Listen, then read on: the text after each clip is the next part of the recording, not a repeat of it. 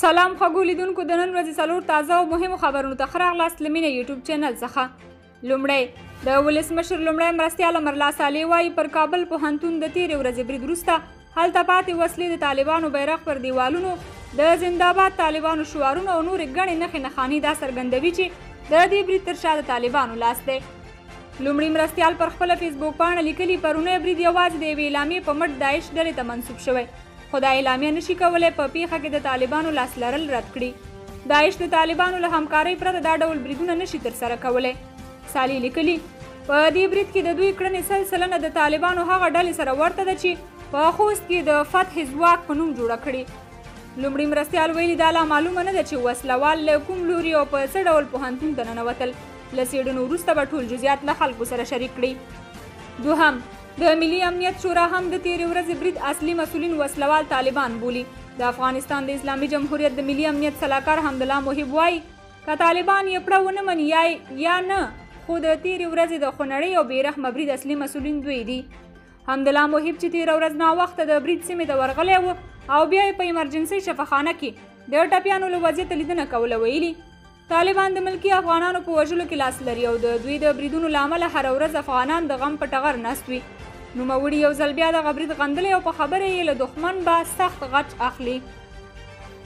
دریم، امریکا وایي په کابل پوهنتون کې وروستي برید وښوده چې طالبانو او افغان حکومت باید یو بل پر وړاندې د امتیاز غوښتلو جګړه پای ته ورسوي.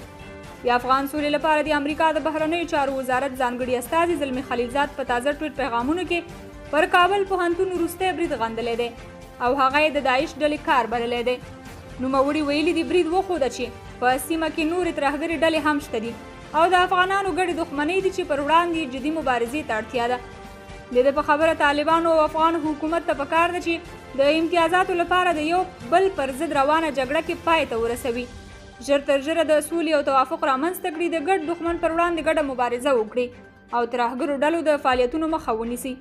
خلیلزاد داسې مهال دغه څرګندونې کوي چې د نوموړي د سولې پر ماموریت ګڼې نیوکې روانې دي او افغان سیاسیون هغه د یوې خطرناکې لوبې په ترسره کولو تورنوي چې پایله یې یوازې د عامو افغانانو وژل دي او د سولې له راتګ سره یې هیڅ راز مرسته نه ده کړې. څلورم، د هند لومړی وزیر وایي له ترهګرۍ سره د مبارزې په برخه کې د افغانانو ترڅنګ ولاړ دی. د هند لومړي وزیر نریندرا مودي په یوې ټویټ پیغام کې پر کابل پوهنتون د تېرې ورځې برید غندلی ده. وایي د ټپیانو او وژل شوو له کورنیو سره د خپلې همدردۍ مراتب شریکوي. هغه ویلي افغانان پیاوړي دي او هند د ترهګرۍ ضد په روانه مبارزه کې د افغانانو ترڅنګ ولاړ دی. د دې ترڅنګ ګڼو نورو هیوادونو هم په کابل کې د تېرې ورځې برید غندلی او هغه یې له بشري او انساني قوانینو سره په ټکر کې عمل بللی دی. خوږو لیدونکو، دا د نن ورځې مهم څلور خبرونه. تر بیا نورو خبرونو په پاک رب سپارم. د الله په امان.